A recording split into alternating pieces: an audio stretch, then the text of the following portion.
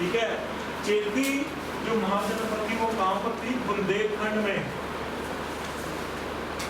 बुंदेलखंड में चंबल नदी के किनारे, चंबल नदी के किनारे।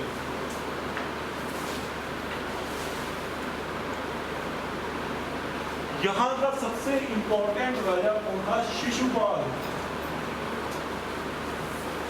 शिशुपाल सुना नाम उसका? बहुत बड़ा कैरेक्टर था ये महाभारत में। तो शिशुपाल बेसिकली लॉर्ड कृष्ण जो थे उनकी मामी या मासी का लड़का था, and he was always against Lord Krishna, ठीक है। तो इनकी जो मामी थी उसको ये बात पता थी कि ये जो हरकतें कर रहा है, गालियाँ, वो जहाँ भी कृष्ण मोहन मिल जाते थे ना तो वो गालियाँ बता, तुम कौन, तू ग्वाला है, ठीक है, तू ये है, वो है, समझ जाओ, ठीक है ना। तो उन्होंने कहा था कि तुम मुझे वचन दो, तुम उसको मारोगे नहीं ऐश, उसको तो पता था ना कि मतलब ये लॉर्ड है, ठीक है। तो उन्होंने बोला था मैं इसको 100 मौके दूंगा, 100 मौके दूंगा, अगर 101वां हो गया ना फिर मैंने इसको मार देना, मैं 100 मौके आपके कहने को दूंगा। ये 100 बार मुझसे बदतमीजी कर सकता है, 100 बार मेरे पे प्रहार कर सकता है, 101वां मौका नहीं दूंगा इसको। तो एक बार क्या हुआ, जब पांडवों का राज सिलक हो रहा था तो शिशुपाल आ गया वहाँ पर, भगवान कृष्ण बैठे थे, शिशुपाल को बोलने लगा तू ग्वाला, तू ये वो, तू गए 1 2 3 4 5। अच्छा, अर्जुन बोले भगवान को मारते क्यों नहीं यार, चलाओ चक्र पे, कहते कोई बात नहीं। तो कहते बोलो और बोलो। और जब 92 93 94 94 शिशुपाल 100 हो गए, तो साथ ही उन्होंने चक्र चलाया, शिशुपाल का अलग कर दिया। तो ये शिशुपाल, ठीक है। तो ये कहाँ का था राजा? चेती का, ठीक है, याद हो गया। आगे चले, मल बहुत इंपॉर्टेंट,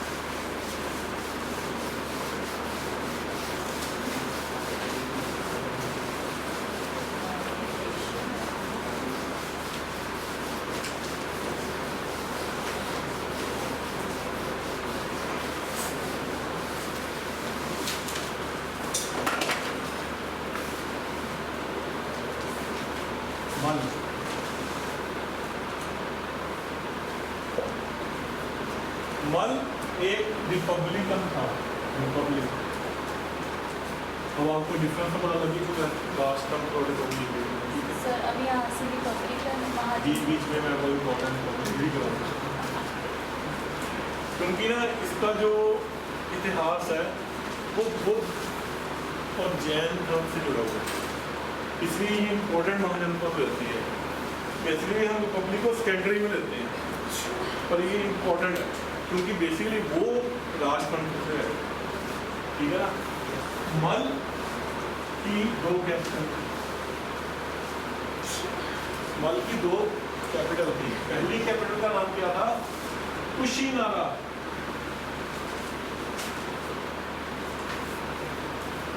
दूसरी कैपिटल का नाम क्या था? पावापुरी।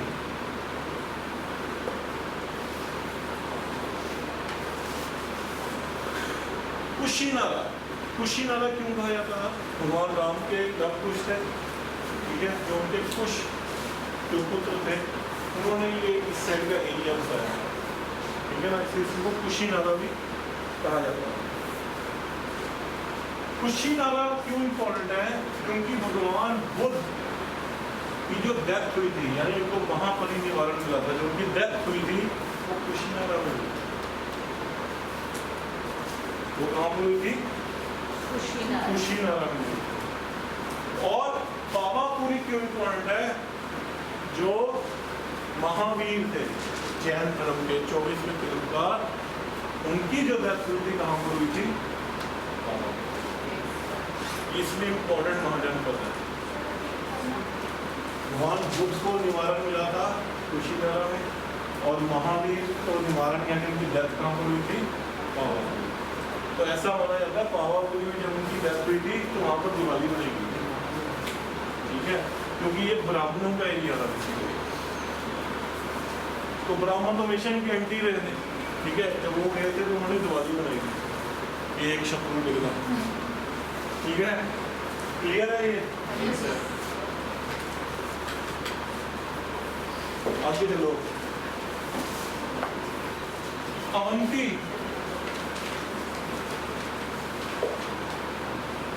अवंती तो अवंती जो महाजनपद थी आज के मध्य प्रदेश में थी। आज का जो मध्य प्रदेश का उज्जैन का एरिया है, उज्जैन का एरिया है, वहां पर ये महाजनपद होती थी। अच्छा, भारत का सेंटर कौन सा है? भारत के सेंटर में कौन सी जगह है?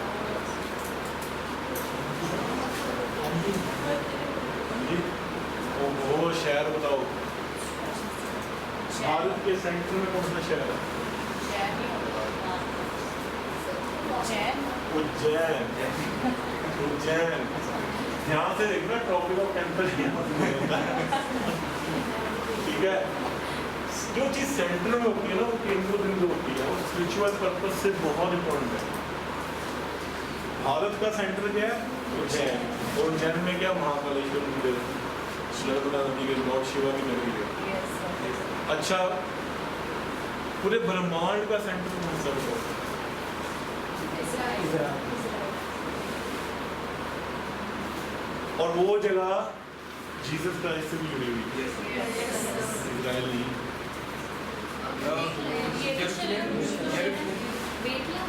माउंट कैलाश। ये सिद्ध हो चुका है, नासा ने इसको सिद्ध कर दिया। पूरे यूनिवर्स का जो सेंटर है वो कौन सा है? Mount Kailash.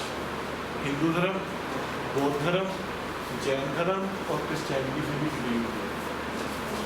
Centre of universe,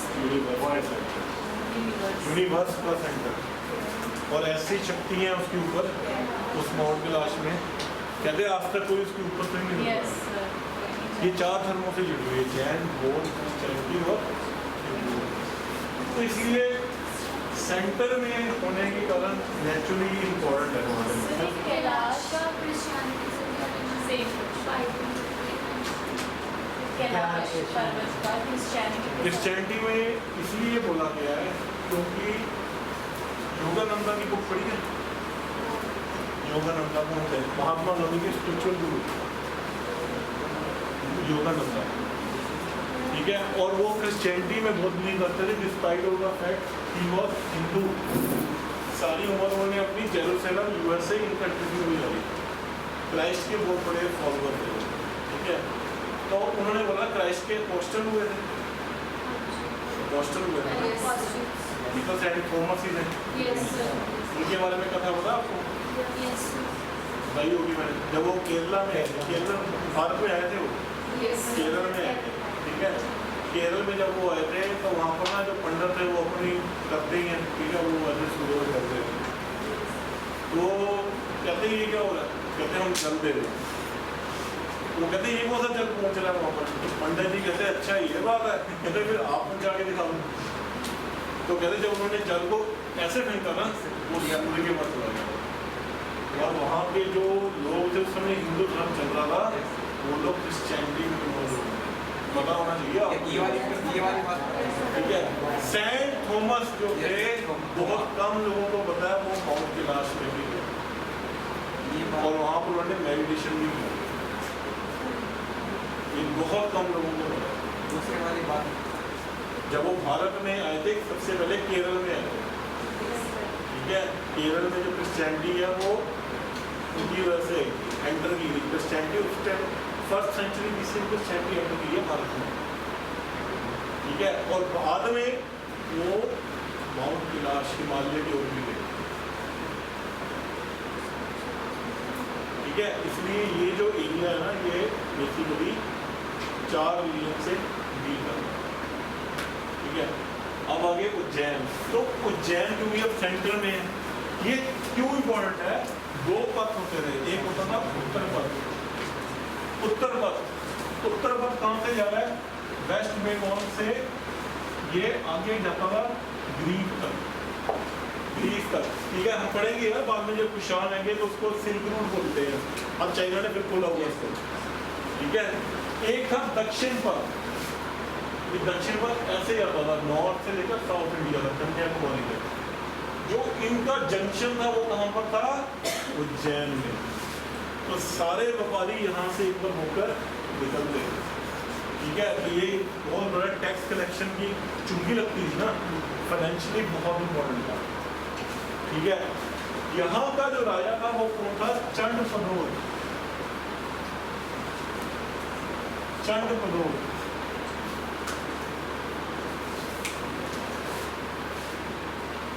Chandpradyot, ठीक है। चंडप्रद्योत जो था, बताया स्वपन वासव का, वासव इसी में की बताया ना मेरे को, उदयन और स्वपन वासव के बारे में, तो वासव इसी की लड़की थी, ठीक है ना।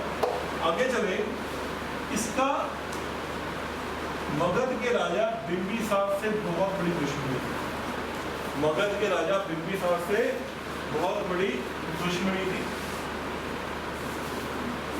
ठीक है। एक बार चंडप्रद्योत को पांडु रोग हो गया। पांडु रोग किसे कहते हैं? जॉन्डिस को। जॉन्डिस को क्या कहते हैं? पांडु रोग। तो पांडु रोग हो गया। अगर जॉन्डिस आज भी बिगड़ जाए ना, बंदा आज भी नहीं बचता। अगर बिगड़ जाए ना जॉन्डिस, आज भी नहीं बंदा बचता। तो कहते हैं टाइमली ट्रीटमेंट करा लो उसको, ठीक है। तो उसको पांडु रोग हो गया। उस समय बिंबिसार ने अपनी नीति बनाई और अपना राज्य वैद्य जो था उसका नाम क्या था? जीवक, जिसके बारे में भी आपको पहला तकसीदा से पढ़ा था। वो जीवक को इसके उपचार के लिए भेजा। जीवक ने इसका उपचार किया, इसको पांडु रोग से निजात दिलवाई और अवंती और मगध के अच्छे उद्देश्य से। तभी मैंने वो बताया ना, जीवक बहुत इंपॉर्टेंट है। आपको पता है जीवक जो था वो एक वैश्य का लड़का था। जो मगध का राजा था वो एक नगर कन्या थी वैश्य, उससे वो हुआ था जीवक। जीवक को जब उसकी वो हुआ, उसकी माता ने खास में फेंक दिया, खास में फेंक दिया था। तो बिंबिसार का एक लड़का था जिसका नाम क्या था? राजा अभय। राजा अभय, राजा अभय ने उसको पाला था। हाँ? क्या करें? नाम इसका? नाम भी इसने दिया था, राजा अभय। राजा अभय ने उसको पाला, उसका पोषण किया, ठीक है। बाद में उसको तहसीलदार में भेजा। और ये जब आप DMS में भी जाएंगे ना, तो उसका नाम बहुत बड़ा आता है आयुर्वेद में। जीवक बहुत बड़ा पंडित था आयुर्वेद में, ठीक है। तभी देखो ना, डिप्लोमेटिक रिलेशन देखो सुन लेंगे, इससे शत्रुता है। तो डिप्लोमेटिक, ये तो डिप्लोमेसी है, इंटरनेशनल रिलेशन पढ़ोगे, ये तो डिप्लोमेसी, ठीक है। आगे चले,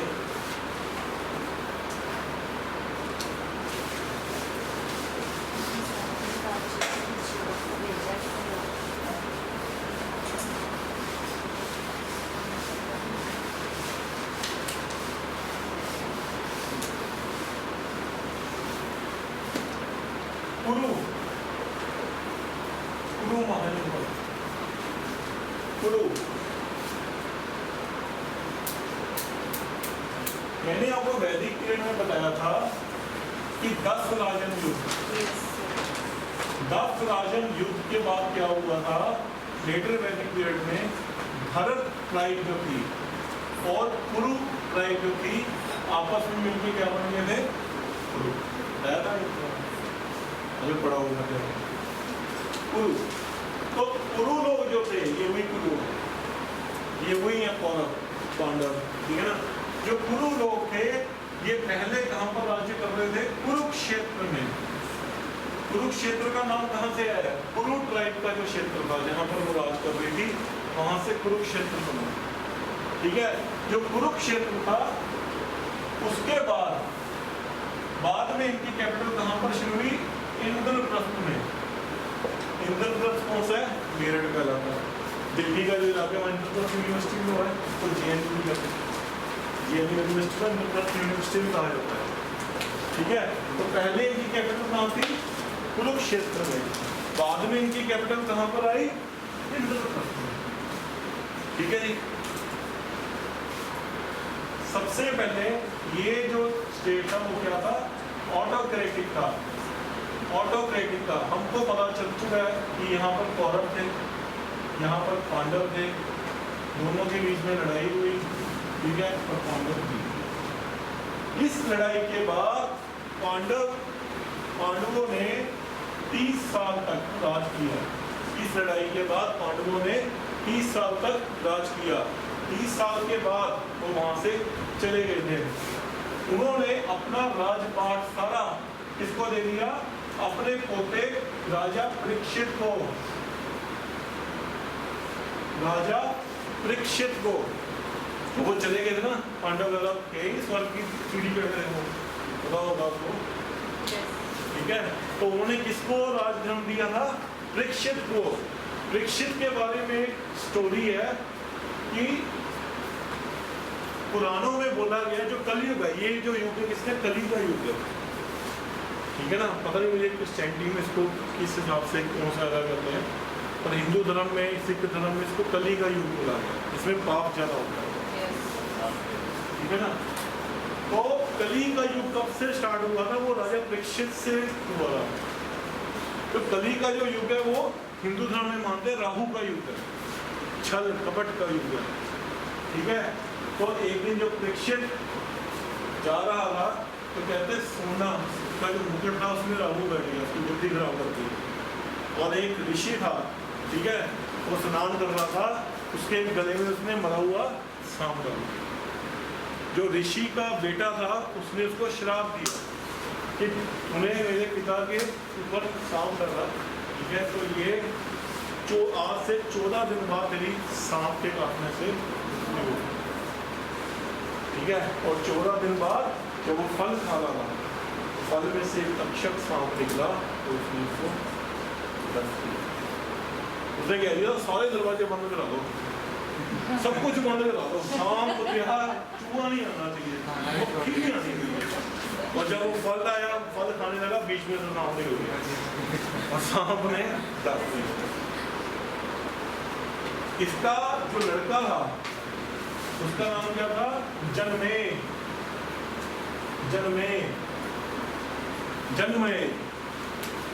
तो ये इससे भी एक नाम आ गया था। इसने कहा कि मेरे पिता को ऐसे ऐसे तक्षक सांप ने मारा। इसने क्या किया था, जनमेय ने नाग यज्ञ किया था, नाग यज्ञ, जिसमें यज्ञ में 1 करोड़ सांपों की आहुति होगी। अब ये ना तुमको एनसीईआरटी में मिलना है, ये ना तुमको इस बुक में मिलना है, ये ना तुमको नेट में मिलना है।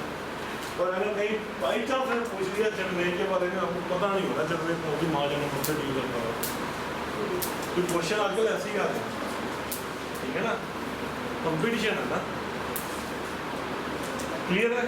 तो ऐसा माना जाता है जनमेय के बाद यहाँ पर एक बहुत बड़ा फ्लड आ गया था, यहाँ पर एक बहुत बड़ा फ्लड आ गया था।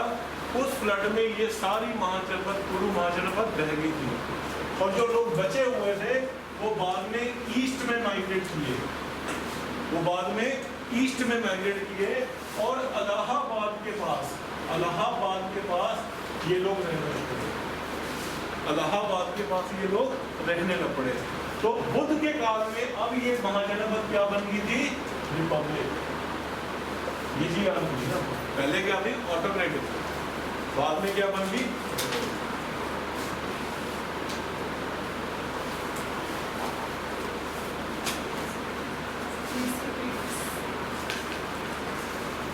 जनमेय जो राजा था, जब उसने नागों की आहुति दी तो कहते हैं कि फ्लड आ गया था, ठीक है, और उस फ्लड में सारी महाजनता खत्म हो गई, और जो लोग बचे थे वो कहाँ पर, ईस्ट की ओर चले गए, इलाहाबाद की ओर, वहां पर रहने लग पड़े।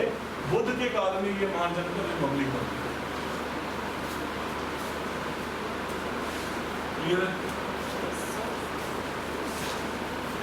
आगे लिखे पंचाल,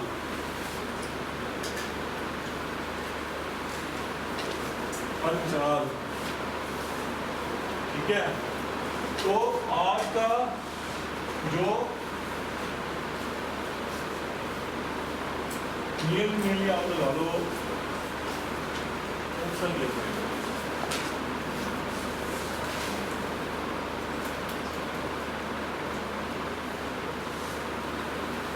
बुंदेलखंड का,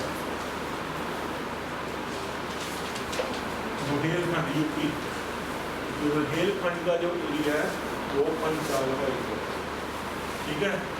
यहाँ ये सबसे इंपॉर्टेंट चीज कौन थे? ब्रह्मदत्त, ब्रह्मदत्त, ब्रह्मदत्त, ठीक है। ब्रह्मदत्त की पुत्री का नाम क्या था? द्रौपदी। द्रौपदी, द्रौपदी की शादी किससे हुई? 5 पांडवों से, 5 पांडवों से। तो द्रौपदी को क्या बोला जाता था? पांचाली, ठीक है। जब मैं छोटा था मुझे नहीं पता था ना, जब मैंने नहीं पढ़ना किसी उनका था 5 पांडव की वाइफ है, पंचाली कह रहे, बेसिकली पंचाल की राजकुमारी, इसलिए उसको पंचाली कहा जाता था, ठीक है। पंचाल का जो एरिया था वो फिलोसफर्स के लिए बहुत इंपॉर्टेंट था, वेरी इंपॉर्टेंट। फिलोसफर्स बहुत इंपॉर्टेंट, ये क्वेश्चन आ चुका है कई बार, ठीक है। सबसे इंपॉर्टेंट कौन था? फिलोसफर कौन सा था? धूमकेतु, धूमकेतु सबसे इंपॉर्टेंट फिलोसफर था इस किंगडम का, ठीक है। पंचाल का सबसे इंपॉर्टेंट नगर कौन सा था? कान्याकुब्ज, कान्याकुब्ज। इस बार राजस्थान पीसीएस में क्वेश्चन आया कान्याकुब्ज के बारे में, ठीक है। ये कौन सी महाजनपद से डील करता था? पंजाब से डील करता था। कान्याकुब्ज शहर था।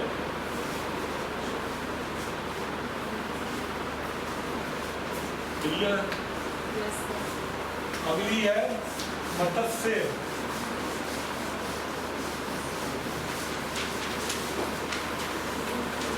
अगली है मत्स्य।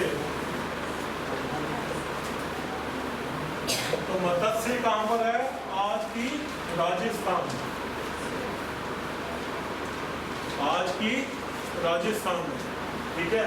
जो राजस्थान का अलवर, जयपुर का एरिया है, ये मत्स्य है, ठीक है। मत्स्य में की कैपिटल कौन सी थी? विराटनगर, विराटनगर। मत्स्य की कैपिटल कौन सी थी? विराटनगर। मत्स्य नहीं, सरस्वती, सरस्वती और चंबल नदी के किनारे पे, सरस्वती और चंबल नदी के किनारे पे ये महाजनपद थी। ये महाजनपद क्यों इंपॉर्टेंट है? ये क्यों इंपॉर्टेंट है? जब कौरव पासे में हार गए थे, ठीक है, तो जो एपिसोड हुआ था आपको बताइए, उसमें जो शकुनी मामा थे उन्होंने एक शर्त रखी थी कि आपको 14 साल का वनवास दिया जाएगा, ठीक है। और अगर आप 14 साल कंप्लीट होने से पहले एक दिन भी दिख गए तो फिर से उसी दिन से 14 साल का वनवास शुरू। तो एक शर्त रखी थी, अगर पूरे हो गए तो वापस आ जाओ, अगर नहीं तो फिर से 14 साल का हो गया। तो ऐसा माना जाता है कि वो अपने ड्यूरिंग एक्साइल में यहाँ पर रहे, ठीक है। द्रौपदी एक दासी बन के रही, अर्जुन एक हिजड़ा बन के रहा, उस लड़की का म्यूजिक भी चल रहा, ठीक है। जो ये थे इनके युधिष्ठिर, वो राजा के प्रधानमंत्री बन के रहे, और जो भीम था वो गुप्त बन के रहा। तो उन्होंने अपना 14 साल का जो एक्साइल था विराटनगर, इसलिए इम्पोर्टेंट है। क्लियर है? और आखिरी राजतंत्र की जो महाजनपद थी वो कौन सी थी? कौशल, कौशल, कौशल, ठीक है। कौशल जो महाजनपद थी वो राप्ती नदी के किनारे थी, यूपी में नहीं नदी, राप्ती, राप्ती नदी के किनारे पे थी, ठीक है। आज का जो अयोध्या का एरिया, ये जो आज का अयोध्या का एरिया है वो इस महाजनपद में आता है।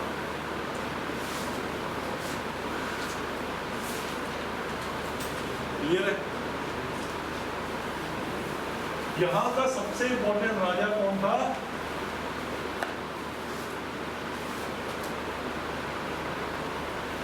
प्रसेनजीत। प्रसेनजीत, प्रसेनजीत, ठीक है। यहाँ का सबसे इंपॉर्टेंट राजा कौन सा था? प्रसेनजीत। प्रसेनजीत की जो बहन थी, प्रसेनजीत की जो बहन थी वो मगध नरेश, मगध नरेश बिंबिसारा की पत्नी थी। बिंबिसारा की पत्नी थी, मगध नरेश बिंबिसारा की पत्नी थी। कौशल की दो कैपिटल थी। पहली कैपिटल कौन सी थी? साकेत। साकेत, साकेत अयोध्या का प्राचीन नाम। ये क्वेश्चन भी आ चुका है, पेपर को टफ बनाना ना, इस तरह का क्वेश्चन। ये क्वेश्चन था टीजीटी का पेपर नहीं होता यूपी का, उसमें ही क्वेश्चन आया था साकेत किस शहर का नाम था प्राचीन काल से। अयोध्या का नाम साकेत था, ठीक है।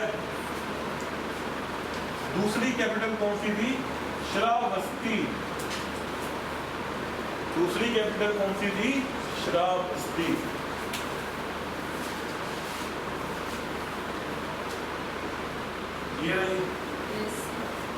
ये डिटेल वहां पर, तो ये आपकी मेन होगी महाजनपद, ठीक है। देखो इसको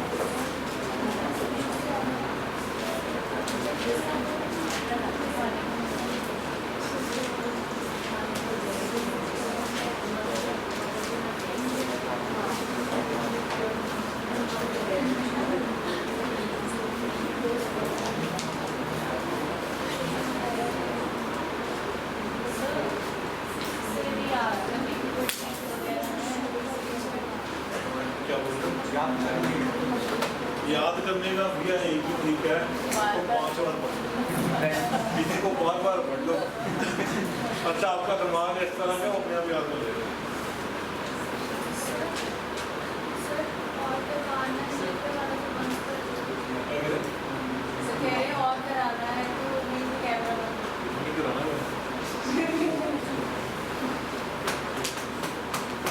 तो याद करने का एक ही तरीका बात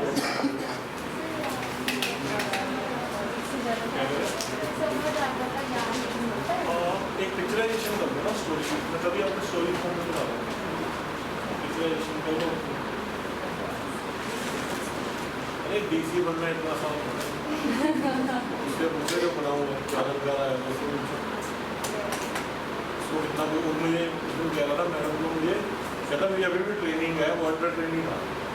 वो कहता मैंने फिर जाना कहता स्टोरी में, कहता वहाँ से रिलेटेड कुछ कानून वगैरह होते हैं उसकी ट्रेनिंग है, इतना पेपर है जो बाद में पेपर होते हैं। हाँ इनकी कोर्सेज होते हैं, टाइम है ना तो बहुत जिले का मारा बनाना है। अब कोई वकील है वो आपको बोले सेक्शन 123 ये कहता है, सेक्शन 306 ये कहता है, आपने कैसे अंदर डाल दिया, तो बात पाने कोई कुछ भी बोल जाए आपको पता ही नहीं क्या तो आपको भी तो पता होना चाहिए सेक्शन बोलते ही है, ठीक है। कोई अफसर के बाद आगे बोले तुम एसपी हो अभी जिले की, ठीक है, तुमको बोले ये आपने तुमने अंदर कैसे दिया सेक्शन 306 ये कहता, 307 ये कहता, पता नहीं क्या बोल सेक्शन ही नहीं पता। तुमको पता होगा तुम बहस करोगे, ये तुमको वहाँ भी ट्रेनिंग प्रोग्राम होता है। उसके बाद तो फिर ऐसी पास तो कुछ बचेगा ही नहीं ना फिर, हैं इसके बाद तो कुछ बचेगा ही ये नहीं। तो बचेगा ही नहीं। खा गए। देखो दो कहावतें हैं कि जब एक IAS ऑफिसर जो होता है ना उसका दिमाग देखा जाता है, ठीक है, और जो एक फौजी होता है ना उसका शरीर देखा जाता है। वो कहते हैं वो दिमाग से पैदा भी है। फौजी को कभी वो ये नहीं कहेंगे, अगर आप इंटरव्यू देने चले गए ना पेपर क्लियर करके सब कुछ करके और आपने 4 बातें इंटेलिजेंट कर दी तो आपको चेक कर देंगे। अब आप फॉर एग्जाम्पल लेफ्टिनेंट लगी, ठीक है, और आप इतने लेवल की आपको गवर्नेंस भी पता, सब कुछ पता, इंटेलिजेंट, ठीक है, ये बेचारा मेजर आपको कोई बोले तो आप उसकी सुनोगे, आप उसको पढ़ा दोगे कि तू ऐसे नहीं ऐसा कर रहा है सेक्शन, ये करता है सेक्शन, वो ये करता है। सामने बिजनेस को शत्रु खड़ा हो तुम उसका सेक्शन बना रहे। वहाँ तो बंदा वो चाहिए जवान, चकलो फट्टे पीछे नहीं मुड़ के देखना, वो मार देते। हाँ पढ़े लिखो मार देते। वहाँ पर अगर कोई ना जाए ना एयरपोर्ट तू मार देते, सही कह रहे हो, उनको बेवकूफ आदमी चाहिए, ठीक है। अब जिस बंदे ने अगर वहाँ 5 आतंकवादी हैं, चलो भाई जवान शुरू हो जा, तो इंटेलिजेंट होगा ना, वो कहेगा यार मेरे बीवी हैं बच्चे हैं, तू बोलेगा पैदा होगा हो ही जाएगा। आजकल जट बचोगी ठीक है ना। तो हमारे हम मिलिट्री एरिया में रहते हैं ना, तो वहाँ पर ऑफिसर वगैरह मिलते हैं, वो कहते हैं वहाँ एक कहावत है कि जब फौज में जाता ना आदमी उसका दिमाग वो वहीं पे रख लेते हैं, बाद में उसको भेज देते जाओ तुम्हारा दिमाग हमारे पास ही है। तो तभी ये पुट्ठियाँ रखते कर रहे होते हैं, कभी किस पे ट्रक चढ़ा दी, कभी किस बार पे मार दिया, ठीक है ना। तो फौजी नहीं बनना, ये तो आगे चले।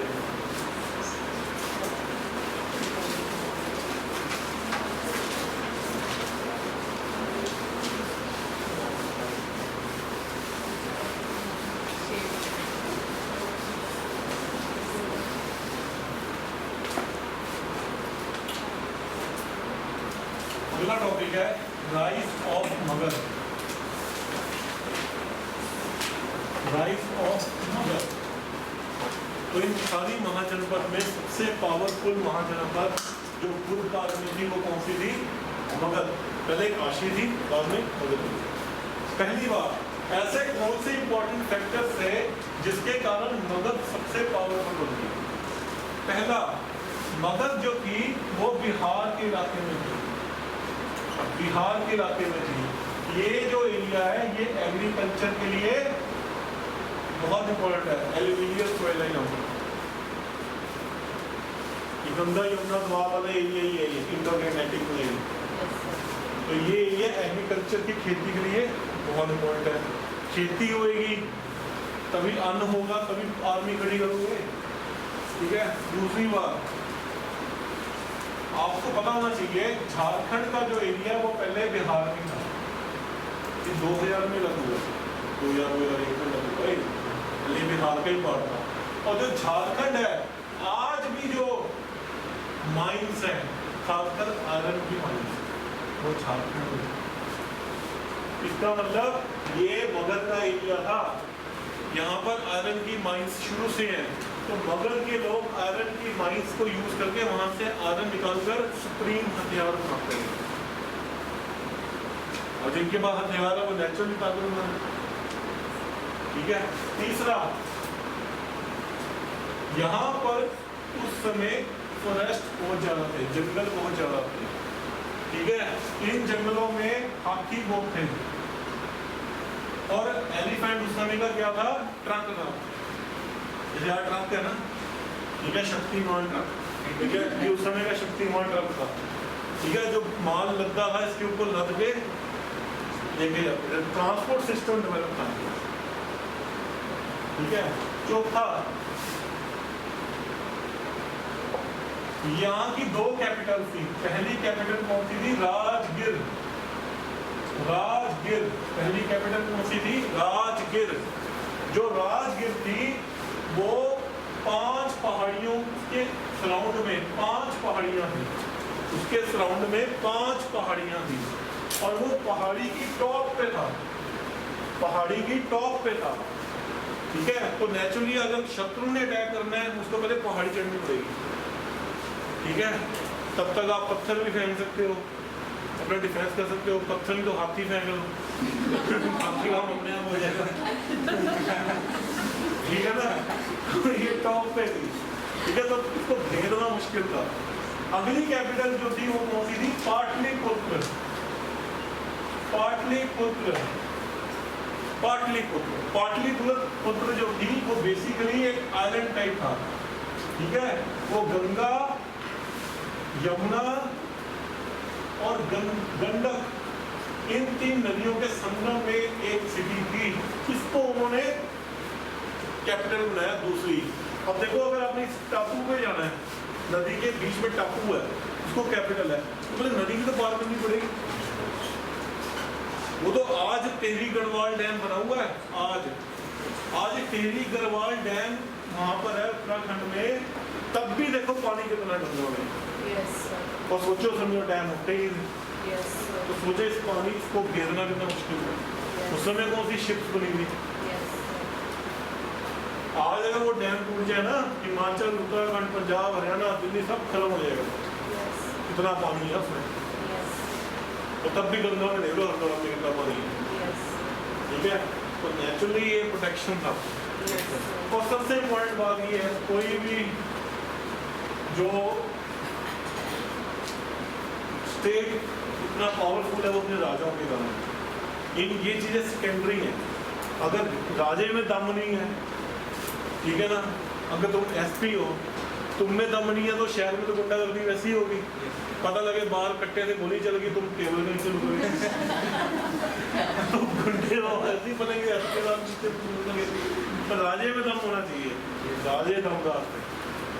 और सबसे इंपॉर्टेंट चीज क्या थी, ये आर्यव्रत से दूर था। आर्यों के प्रदेश कौन से थे? पंजाब साइड के। ये आर्यों से दूर है, ये बिहार में है। आर्यों में क्या था? 4 वर्ण थे, ब्राह्मण, क्षत्रिय, वैश्य, शूद्र। अब किसी ने अटैक कर दिया, काम किसका लड़ने का? क्षत्रिय का। ब्राह्मण साहब पूरी खा रहे हैं, ठीक है, वैश्य साहब पैसे कमा रहे हैं, शूद्र सेवा कर रहे हैं, बेचारा कल्ला कौन बनेगा? क्षत्रिय। ये क्या है? ये आर्यव्रत से दूर हो चुका है, यहाँ पर ब्राह्मण इन्फ्लुएंस नहीं था। तो 4 वर्णों को, चारों वर्णों को सेना में चढ़ा। जब हम मौर्य एम्पायर पढ़ेंगे तो कौटिल्य क्या बोलेगा? 4 वर्णों का कर्तव्य है कि अगर कोई बाहरी अटैक हो जाता है तो चारों वर्णों को शस्त्र उठाने का अधिकार है। क्यों? क्योंकि ब्राह्मण धर्म से दूर हो गए ना वो लोग। तो ये कुछ इंपॉर्टेंट फैक्टर्स है जिसके कारण मगध राइज हुआ। अब हम उनके राजाओं के बारे में बड़ा फटाफट बोलते हैं, ठीक है, ज्यादा टाइम दूंगा। पहला वंश जो जिसने इसको इस पर राज किया वो कौन सा था? बृहद वंश। बृहद वंश, इसको बृहदत्त भी कहा जाता है, इसको बृहदत्त वंश भी कहा जाता है। As the name signifies Brihadatta, ठीक है, तो इसका फाउंडर कौन था? King Brihadatta. King Brihadatta was the founder of this dynasty, इसको बृहदत्त वंश भी कहा गया। दूसरा इसका लड़का था जिसका नाम क्या था? जरासंध। जरासंध, जरासंध ये बहुत इंपॉर्टेंट आदमी है। जरासंध ये बहुत इंपॉर्टेंट आदमी है। जरासंध जब जन्मा था ना, शिशु था जब, उसके 2 पार्ट्स हुए थे, एक पार्ट अलग था, एक पार्ट अलग। ठीक है, तो इनका जो राज्य व्यय था इसका बृहदत्त का, उसने औषधि से जोड़कर और अपनी ताकत मेडिटेशन से जोड़कर इसको शिशु में कन्वर्ट कर दिया। इसके 2 पार्ट थे, ये पार्ट का को इसलिए इसको क्या बोला गया? जरासंध। जो अलग था जिसको जोड़ा गया। जरा यानी क्या होता है? टूटी चीज को जोड़ना। जरा क्या है? टूट गया। टूटी चीज को जो जोड़ दिया गया वो था। ठीक है। जरासंध लॉर्ड कृष्ण का बहुत बड़ा दुश्मन था, ठीक है, और ऐसा माना जाता है कृष्ण के आदेश पर भीम ने इसकी हत्या की। जो पांडव था ना भीम, उसने इसकी हत्या की, जरासंध की, ठीक है। जरासंध के बाद अगला राजा कौन बना? रिपुंजय। रिपुंजय इसका बेटा था, ठीक है। और इस वंश का आखिरी राजा कौन था? रिपुंजय। रिपुंजय रिपुंजय को मारकर किसने मारा था? बिंबिसार ने। रिपुंजय को किसने मारा? बिंबिसार ने। और बिंबिसार ने रिपुंजय को मारकर मगध में एक नया वंश चलाया, जिसका मतलब क्या था? जिसका नाम क्या था? हर्यांक वंश, हर्यांक डायनेस्टी, हर्यांक डायनेस्टी।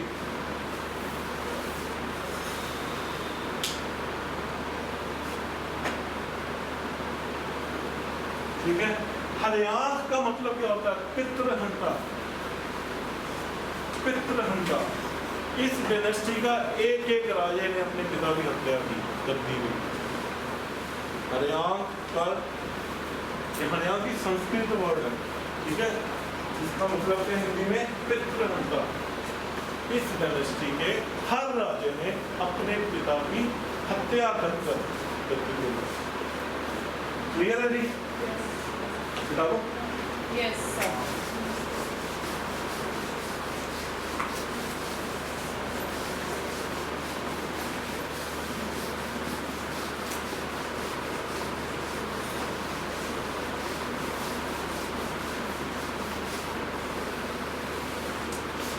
हर्यांक डायनेस्टी का फाउंडर कौन था? बिंबिसार।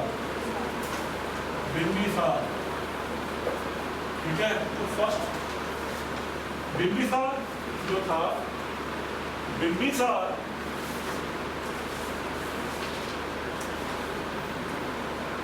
होता फाउंडर। दूसरा, बिंबिसार के आसपास शत्रु थे, ठीक है। तो शत्रुओं को टैकल करने के लिए उसने बहुत बड़ा तरीका अपनाया, मैट्रिमोनियल अलायंसेस। मैट्रिमोनियल अलायंसेस मतलब अगर किसी से शत्रुता ना, तो उसका जीजा बन जाओ। अब उसकी बहन तो तुम्हारे भी रहेगी, वो क्या तुमसे लड़ेगा? तो वो तो बेचारा तुम्हारा भी हो गया, ठीक है ना। तो पहला काम उसने क्या किया? कौशल। पहला शत्रु कौन सा था? कौशल। कौशल का राजा प्रसेनजीत। कौशल का राजा प्रसेनजीत। प्रसेनजीत की बहन कौन सी थी? महाकौशल देवी। महाकौशल देवी, ठीक है। अब ये शत्रु था, इसने क्या किया? महाकौशल देवी से विवाह कर दिया, ठीक है। अब ये बेचारा उसका साला बन गया, तो ये तो कुछ बोल नहीं सकता, ठीक है। बदले में उसको दहेज में, डॉरी में कौन सी नगरी मिली? काशी। मैंने को बताया ना, काशी किसके पास थी? कौशल के पास थी। बाद में वो कहाँ पर चलेगी? मगध के पास चलेगी, बताया था हमने आपको। तो इसको दहेज में क्या मिली? काशी। और काशी से इसको टैक्सेस मिल गए। इसकी इकोनॉमिक पोजीशन, ठीक है। दूसरा जो खतरनाक स्टेट था वो कौन से थे? लिच्छवी। जो लिच्छवी लोग थे वो जंगल वारफेयर, जिसको गुरीला वारफेयर कहते हैं, उसमें बहुत एक्सपर्ट थे। ये भी दुश्मन थे उसके, ठीक है। तो लिच्छवियों का उस समय हेड कौन सा था? चेतक, राजा Chetak. He was the head of Lichchhavi, ठीक है। अब इनसे उसने कैसे कोप अप किया?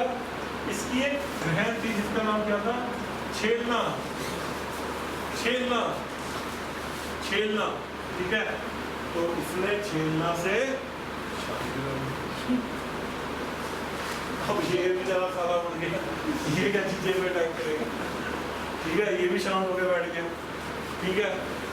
तीसरा, पंजाब। उस समय पंजाब में एक क्लैन चल रहा था जिसका नाम क्या था? मद्रा क्लैन। मद्रा क्लैन, मद्रा ट्राइब की, ठीक है।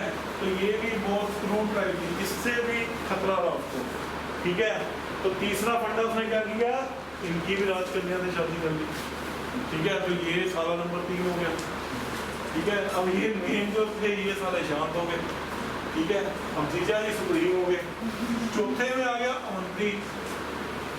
अब यहाँ पर चक्कर ये है कि अवंती वाले की एक लड़की थी, वो तो उदयन से बहेगी, स्वतंत्र निवास दत्ता। अब यहाँ तो कोई है नहीं, अब यहाँ किससे शादी करेगा, ठीक है। अवंती वाले ने पूरी आंखें दिखाई, कहता तू कौन सा मेरा जीजा। तो इसी बीच यहाँ का जो राजा था चंडप्रद्युम्न, वो पांडु लोग से गिरफ्त हो गया, यस सर। ठीक है। तो उसने क्या किया, अपने प्रेत जीवक को यहाँ पर भेजा।